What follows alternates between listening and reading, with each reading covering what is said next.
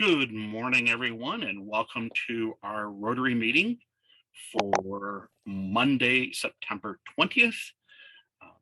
We will be getting started in just a matter of seconds. A quick reminder, all the lines are muted, but you do have the ability to unmute yourself at any point during the meeting. I would like to, first of all, introduce our speaker for today. Our speaker is Gordon McBean, Professor Emeritus since 2015. Gordon McBean PhD is in the Department of Geography and Environment at Western University and with the Institute for Catastrophic Loss Reduction. He was a lead author for the recent Knowledge Synthesis Report, Building Climate Resilient Communities. And he came to Western back in 2000, having previously been the Assistant Deputy Minister at Environment Canada, responsible for weather, climate, and air quality sciences and services, including advising ministers for the Kyoto Protocol and related issues. He was also chair of the Science Committee World Climate Research Program 1988 to 94, and helped establish the IPCC, and was a lead author for the 1990, 1995, and 2012 IPCC reports.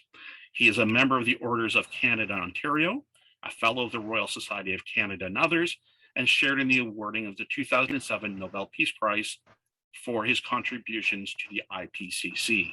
And most recently, he was awarded the 2017 International Meteorological Organization Prize.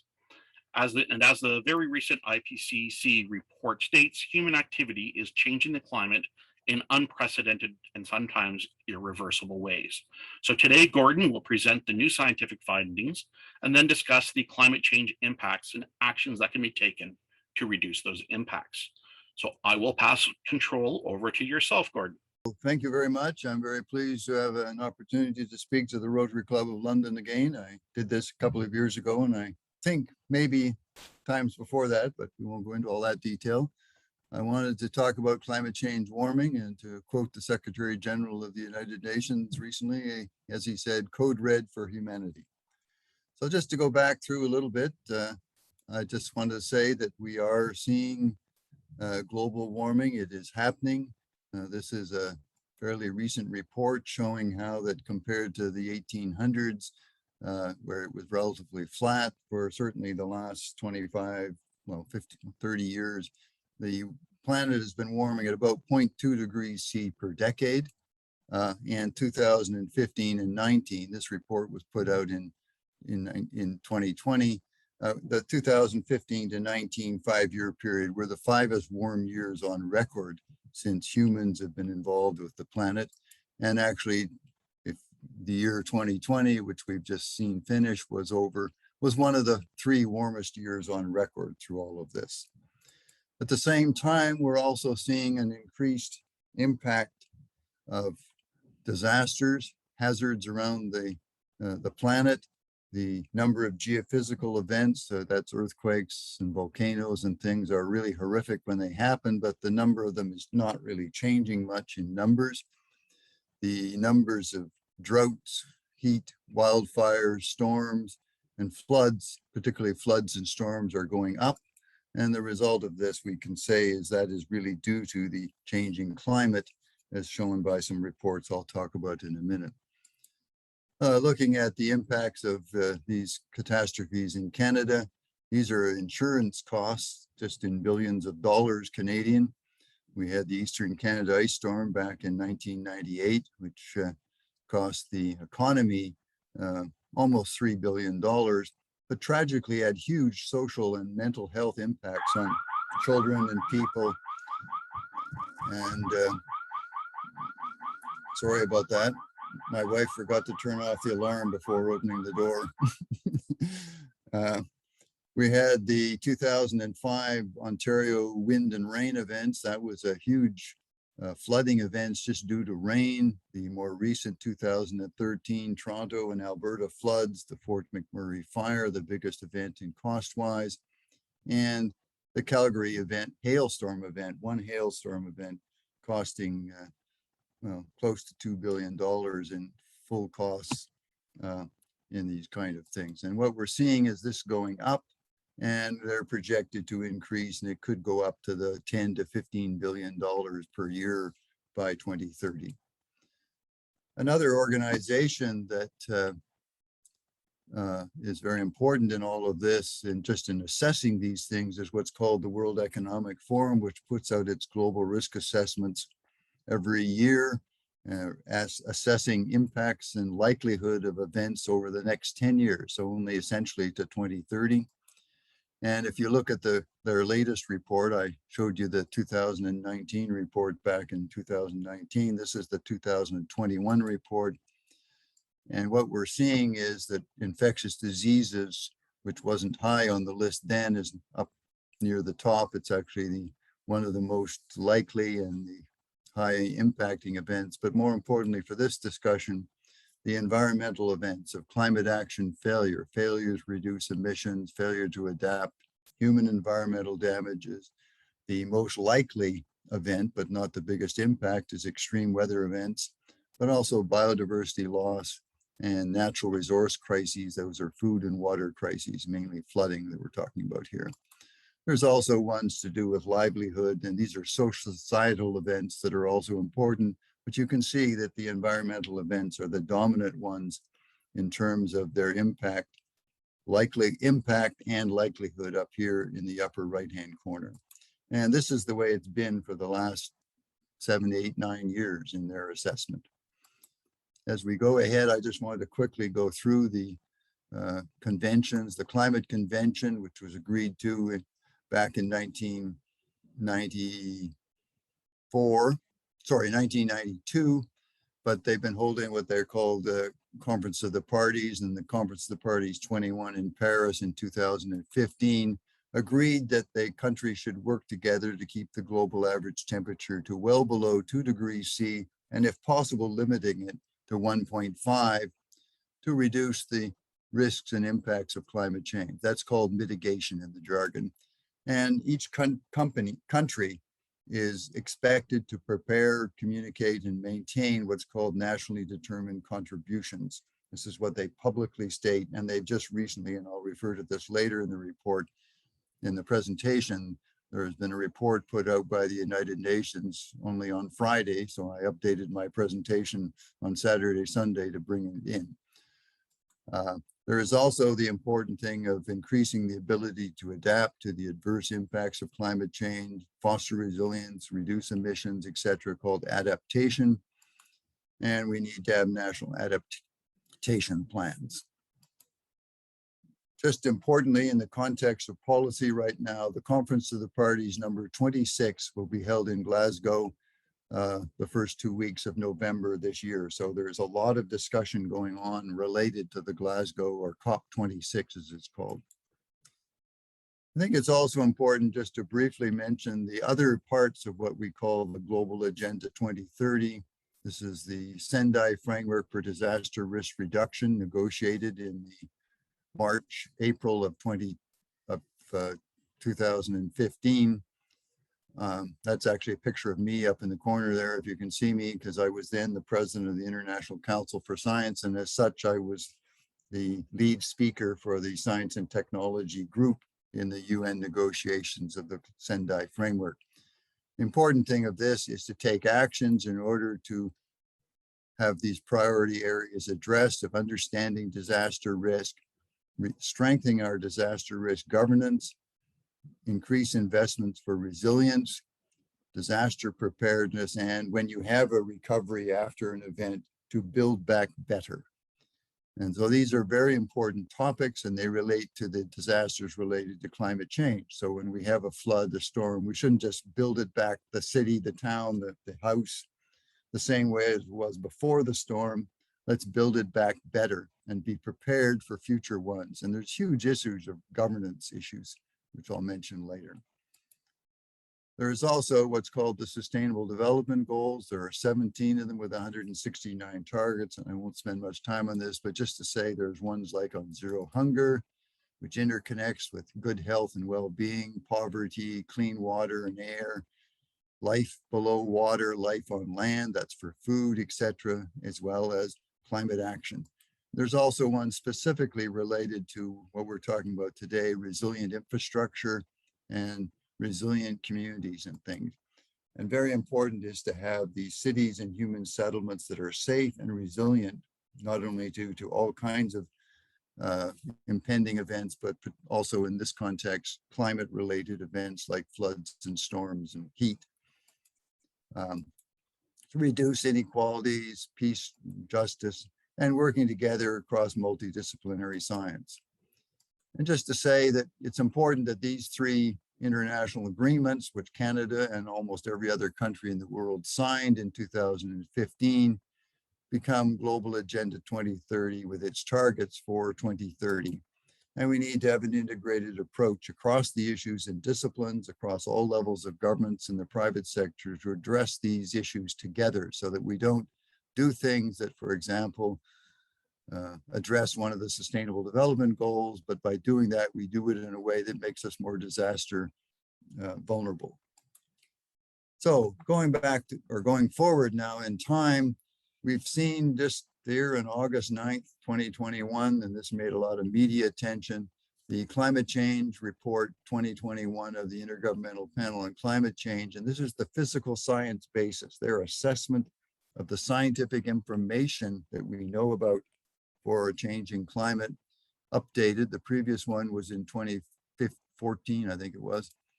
And what they said, noting, is that the atmospheric CO2 concentrations are now higher than at any time, at least the last 2 million years.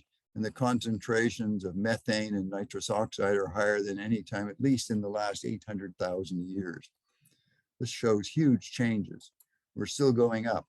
Global surface temperature has increased faster since 1970 than in any other 50-year record, a period of time that we know about from our measurements on this planet, at least in the last 2,000 years. And for example, in the Arctic context and Canadian context, the annual average Arctic sea ice has reached its lowest level since 1850, at least 1850. And it's probably well before that. Late summer Arctic sea ice is smaller than any time within the last 1,000 years.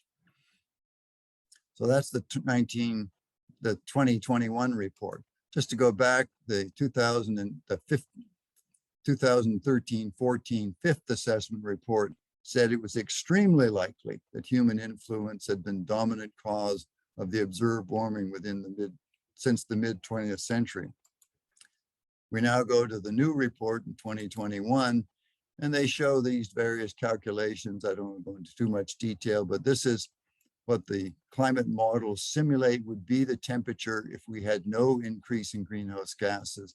And this is what the models and the observation show, very consistent. So this warming is consistent with physically, in the physics and the chemistry of this process, that this warming is entirely related. So they came up with the statement that it is unequivocal that the human influence has warmed the atmosphere, ocean, and land. Widespread and rapid changes in the atmosphere, ocean, cryosphere, and biosphere have occurred. And this is affecting things. This human-induced climate change is already affecting many weather events, climate extremes, heat waves, wildfires, heavy precipitation, droughts, tropical cyclones, hurricanes, etc., are showing the impact of a changing, warming climate. So the Intergovernmental Panel on Climate Change came up with some scenarios. They said, well, we don't know. The biggest uncertainty of the next 50 years on the climate system is not the modeling of the climate system, as some doubters claim, but it's what the humans will do in terms of carbon dioxide emissions in this case. So we have examples of what they say, well, let's be really optimistic and assume people will reduce their emissions so that by roughly 2055, we'll be down to 0 carbon dioxide emissions.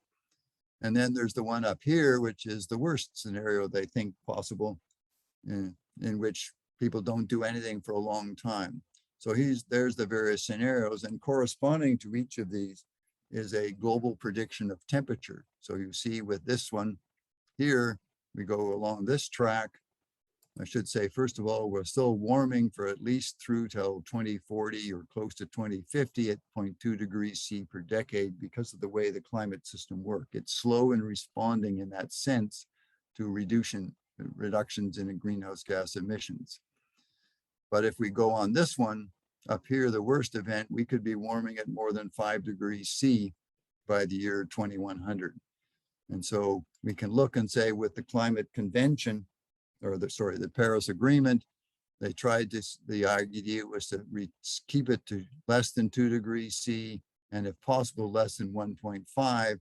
And as you can see that with exception of these two scenarios, they basically all exceed the 1.5 degrees C, and all but those two exceed the 2 degrees C. So we're seeing a huge amount. And I should emphasize, since most people don't seem to realize this, that when we talk about these global temperature changes of say 2 degrees Celsius, that's the global average temperature, which includes the oceans, the equatorial regions, etc. And because of the way the climate system works, Canada warms a lot faster. The average temperature in Canada goes up about 2 times faster than the world global average, and the Canadian Arctic about 3 times faster. So when we talk about 2 degrees Celsius warming globally, that means 4 degrees Celsius in Canada averaged and 6 degrees Celsius warming in the Canadian Arctic. So these are major changes to Canada and other northern countries like us.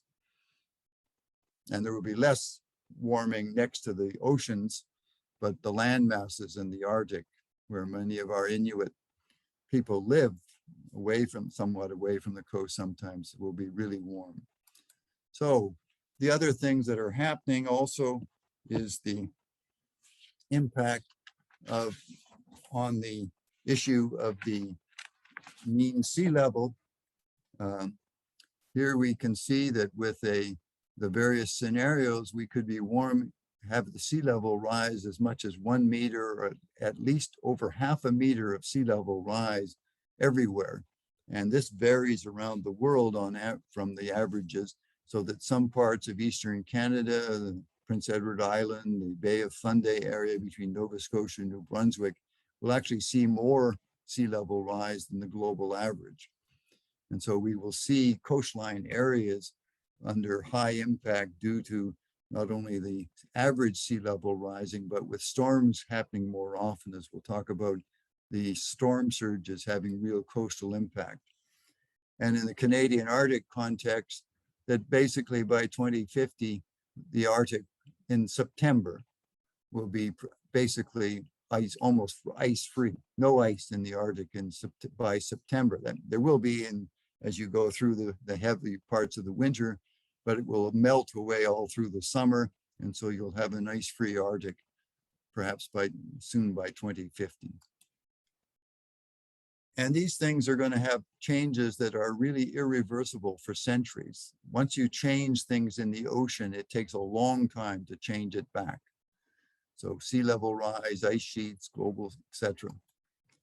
And there are some outcomes that the science are not so sure about, low-level outcomes like the ice sheet collapse. This is the possibility that the Greenland ice sheet could accelerate in its warming because of certain way in which the climate system, ice system functions, so that we could pass a point where a tipping point, as it's referred to, which we're not totally sure where it is, but it's not much further away than what we're projecting temperature-wise for the rest of this century. It could lead to a total melting of the Greenland ice sheet, which would raise the sea level not 1 meter, but several meters of sea level rise. So those things are need to be part of a risk assessment, as it says here. So with the average changes, we'll also see things like increases in the frequency and intensity of hot extremes and heavy precipitation events.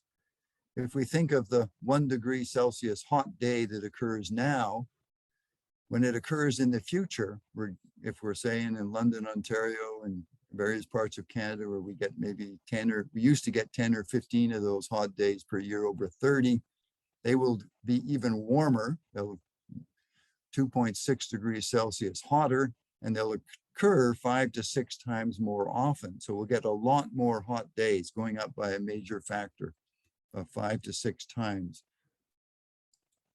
Similarly with heavy precipitation events, the heavy precipitation events will be more wetter, in the sense more rain in them, and they will be occurring about 1.5 times more often than they are doing now. So we'll see more of the risks of flooding, wildfires, heat waves.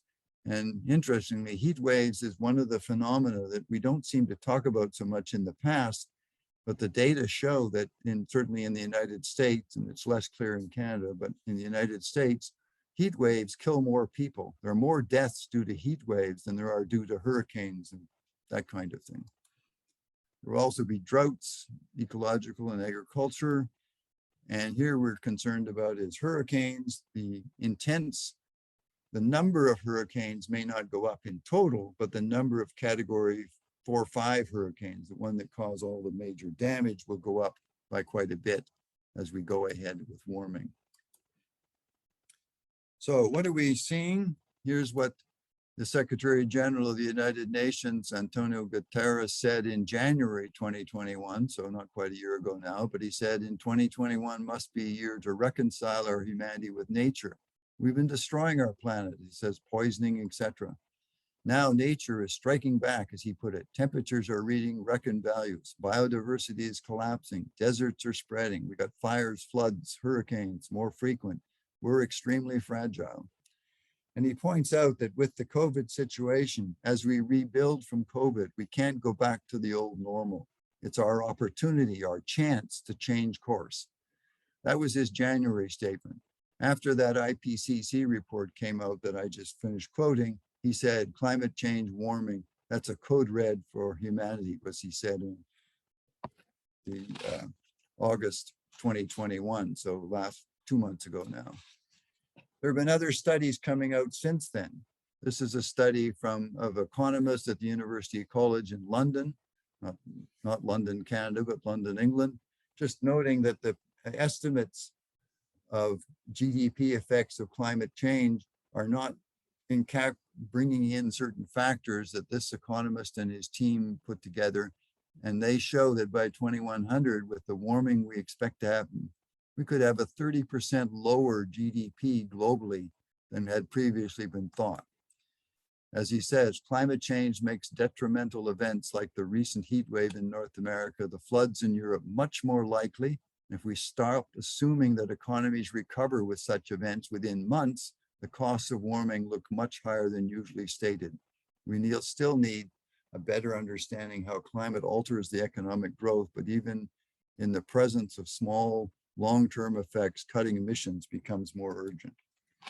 And he just puts in some more numbers. So, as I said at the beginning, that the United Nations came up with another report, and just on Friday, on the nationally determined contribution, what countries are actually saying they're going to do in terms of reducing emissions. And when they go through and add them all up, they find that based on what countries say they'll do, that by 2030, the amount of greenhouse gas warming will be actually much higher, well, 10-15% higher, and we need a global emission reduction of 45% rather than an increase in order to meet these targets. And they also point these things out. And it just says that there's an urgent need for significant increase in the ambition of these basically targets for greenhouse gas emissions. And we need to work them in order to do this. And some countries include the adaptation related information. And he talks about that there. In view of time, I will skip over that part and just say that, as now quoting the latest statements from the Secretary General, is that the Paris Climate Agreement could go up in smoke without action. And he says, we got to stop ignoring the science. We need to have the fight against climate change is no more ignoring science. And we need to have actions and the demand that where leaders stand up and deliver or the people in all countries will pay a tragic price. So how does climate change affect us? Just very quickly, the impacts of climate change depend on the nature and severity of the event, the exposure of people, property, ecosystems, their vulnerability of these systems. And so the disaster risk really depends very much on exposure and vulnerability are key determinants of disaster risk. And as we have a changing climate, these hazards are going to change even more. So we've got to do things to reduce exposure and vulnerability of our communities, our people, our infrastructure, and to have government policies that take action so that we have, for example, better built homes, they're not built on floodplains, etc.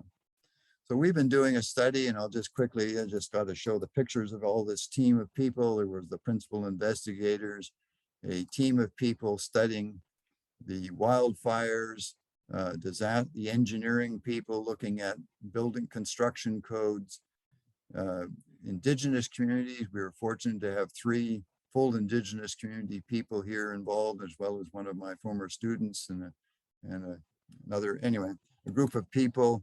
And very importantly, the climate change impacts on human health, led by Dr. Anna Gunz of the London hospital system.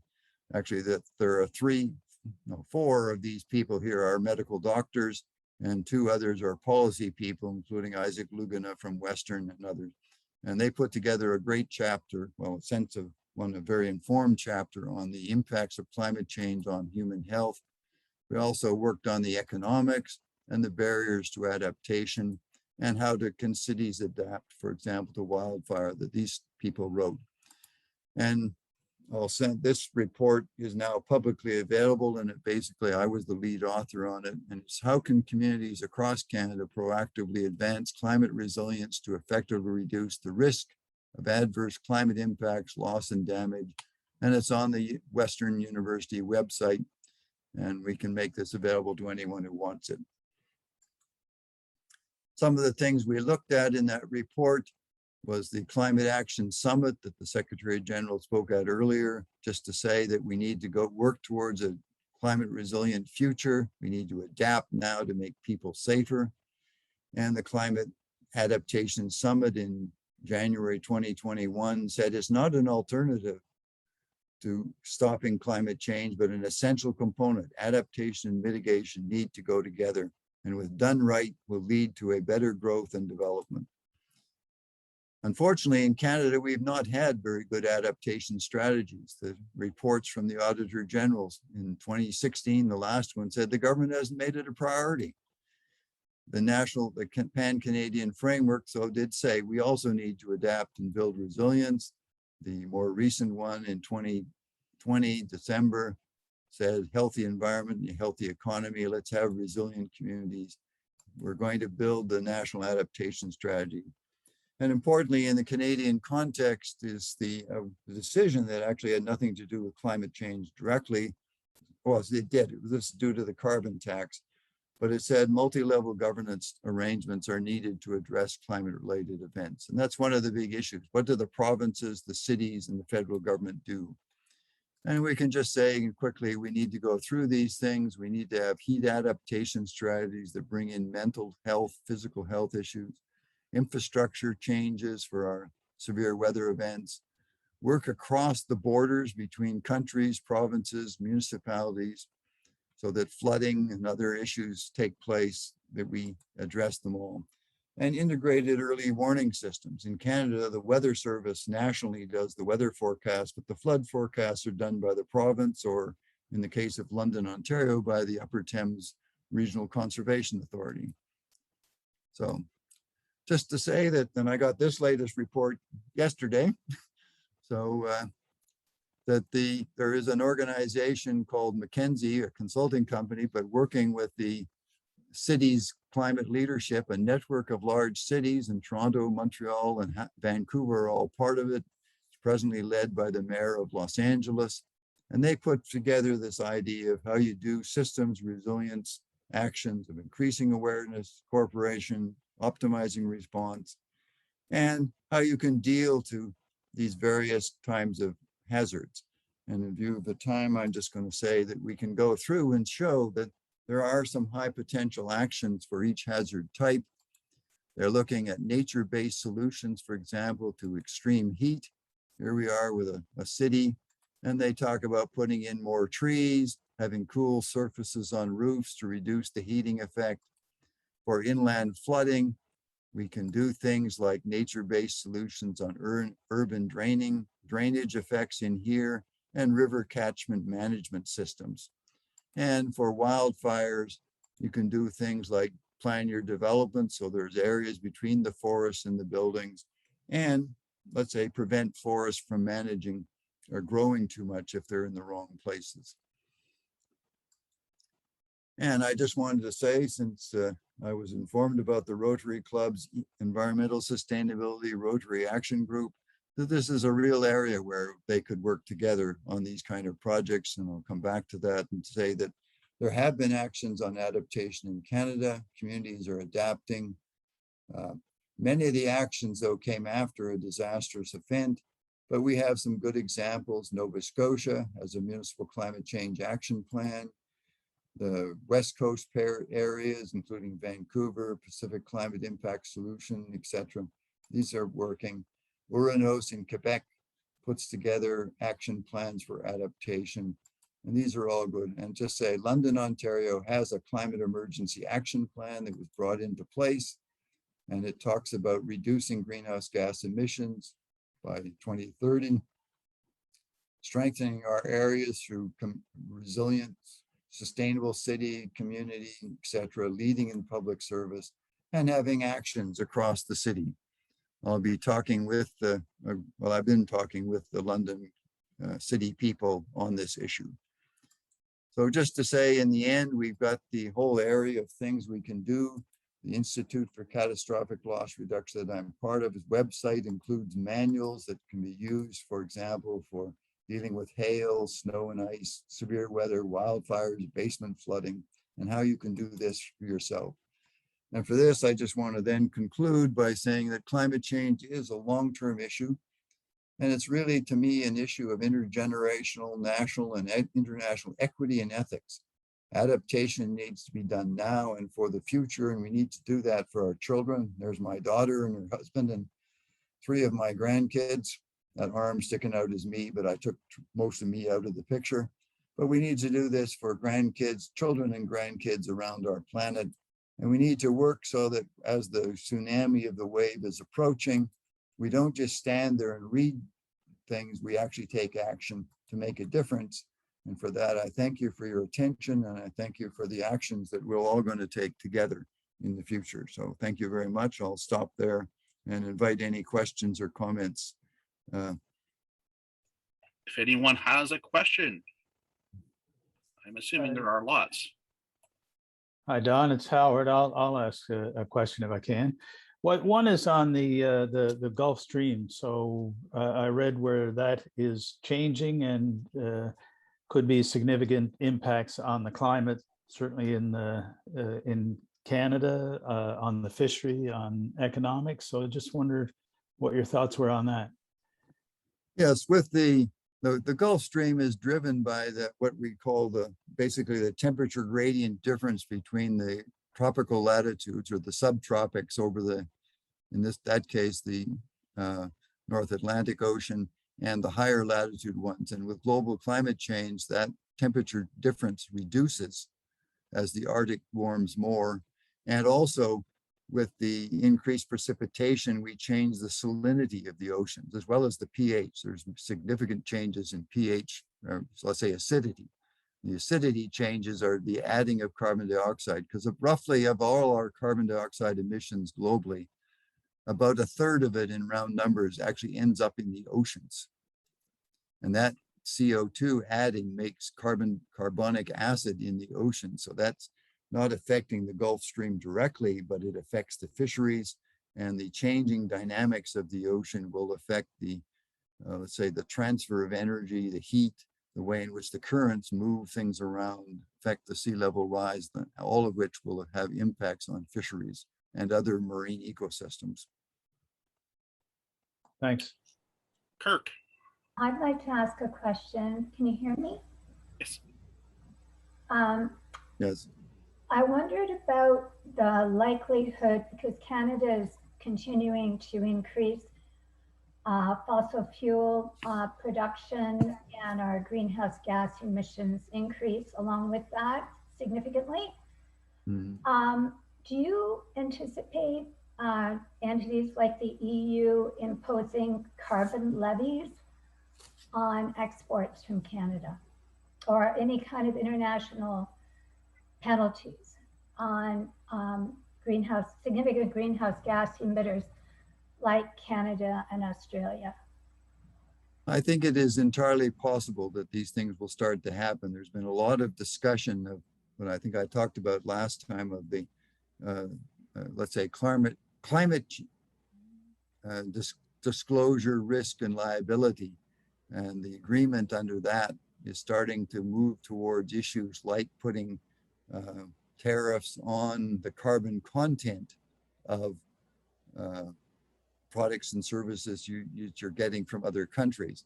And in Canada, the greenhouse gas emissions, just the latest numbers I've seen, and these are round numbers, that Canada's emissions are 17, 18 tons per person on it, compared to the European Union, which is 7, 8, 9 tons per person, so more than roughly double as much.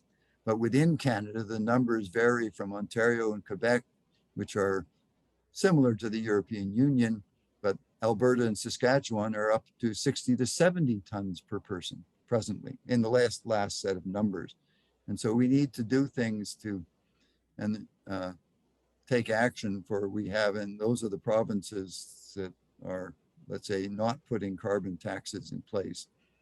And we need to have those kind of issues taken up. And I think there will be increasingly international activity. And there's also a huge issue of what I would call international equity issues, of that the countries being most impacted by climate change are often the small island states and poor developing countries. Some countries like Bangladesh and others, with a meter of sea level rise, they lose half their country. And some island states lose the whole country with a meter of sea level rise.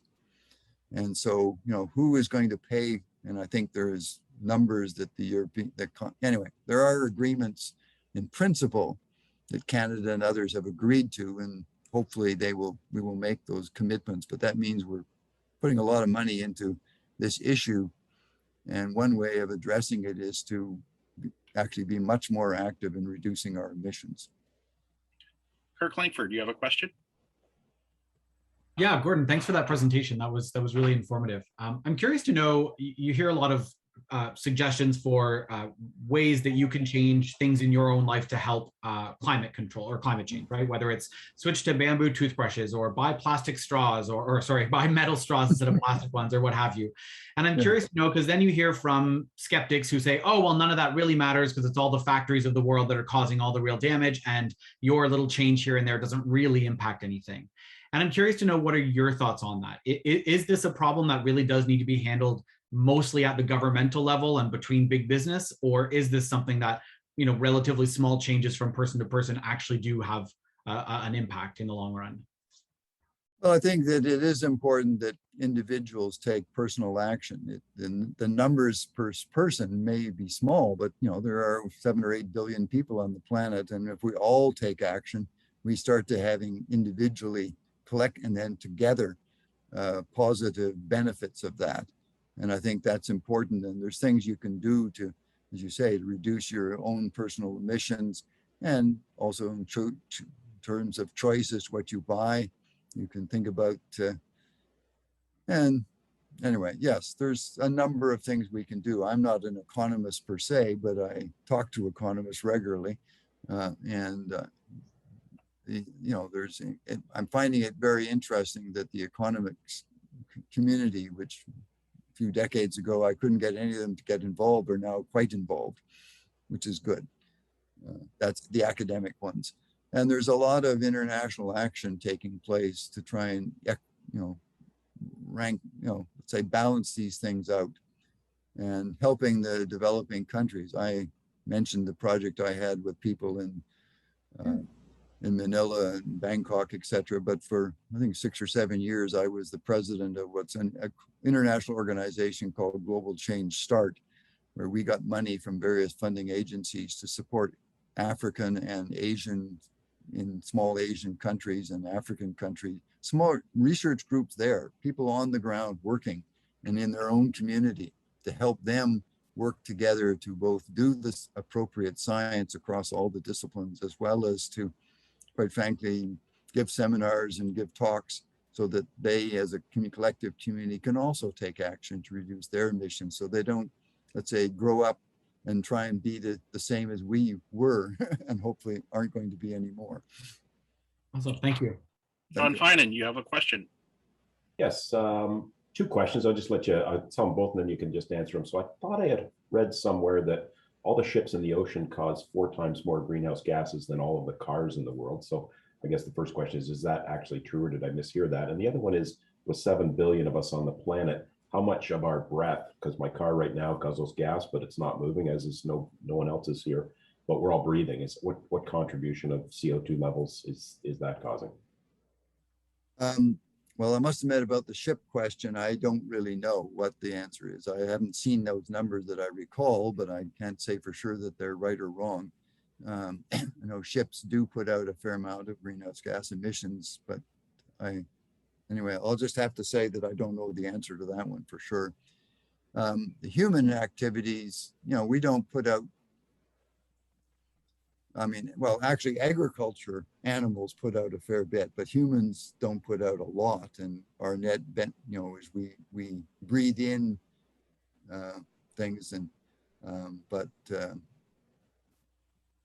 we have an effect on it as humans just in breathing, but that part of the system is not something that we can, let's say, change. We have to do other actions to change and reduce the emissions in the atmosphere, not by stopping breathing. And one last question, Bern. Yes, thank you. Gordon, thanks so much for this talk. I want to know, do we or are we going to include climate losses in our GDP calculations? It seems that they were included. That would be a different kind of wake up for us economically, especially in our projections, if we could include those GDP losses. Yeah, I think so. Yeah, I don't know whether, I think some governments are starting to do that, and that's what should be done. This whole question of climate risk disclosure and liability is an issue which I think is so important that governments and companies, etc., put forward and say how much the climate, where is the risk?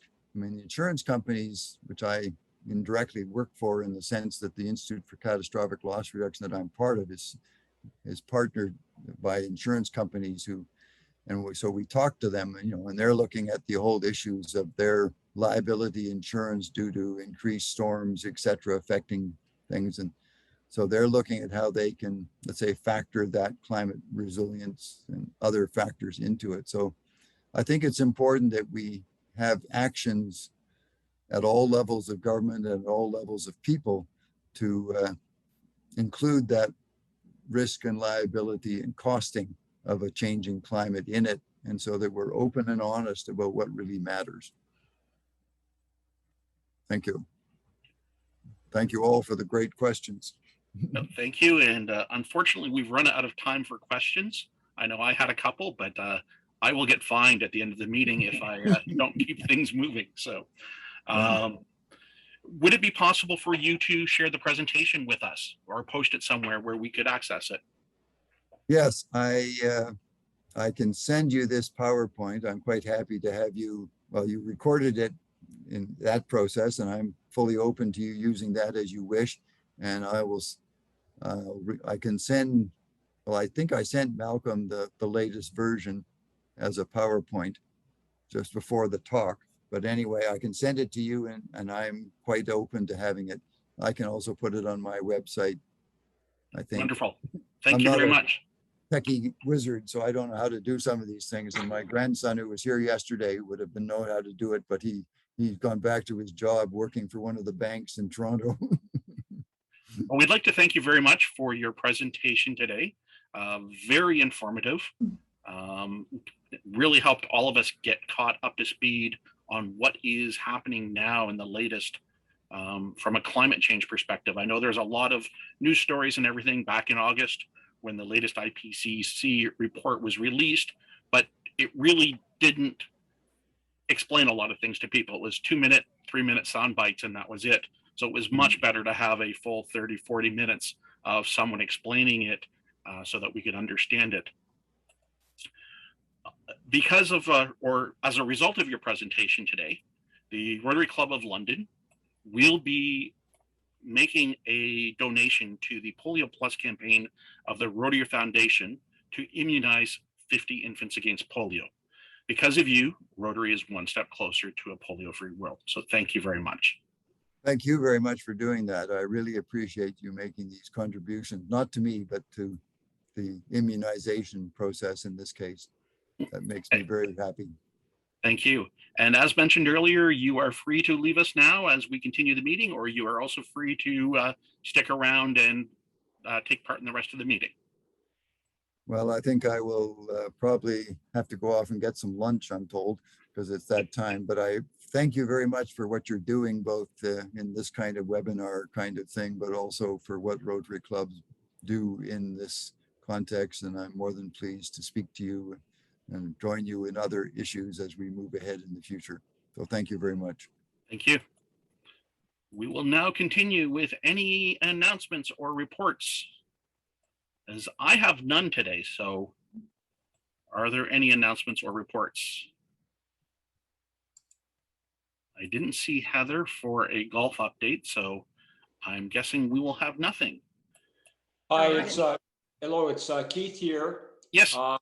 As a further evidence of a return to normal, along with bingo, members of club on Friday, Keith and Bruce Magali, and on Saturday, Bob Early for sure, I think, and if any other member was involved, were assisting other Rotary clubs in loading of container number 94 to go to Swaziland, which is been renamed another country. The king of the country didn't like Swaziland, so he changed it.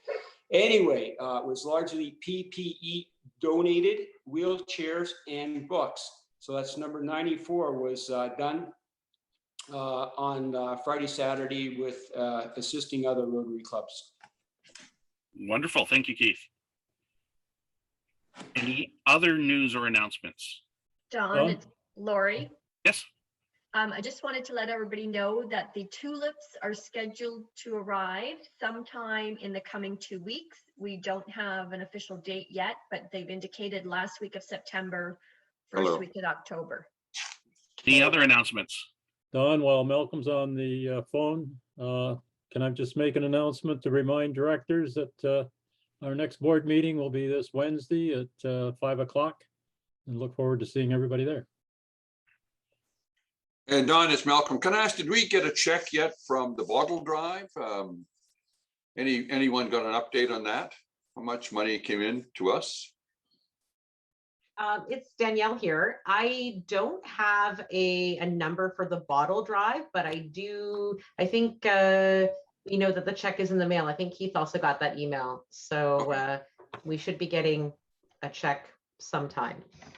And I believe the amount is under $700. Okay, thanks. Wonderful. Thank you very much. Just to close off our meeting for today, a few reminders about what we have coming up.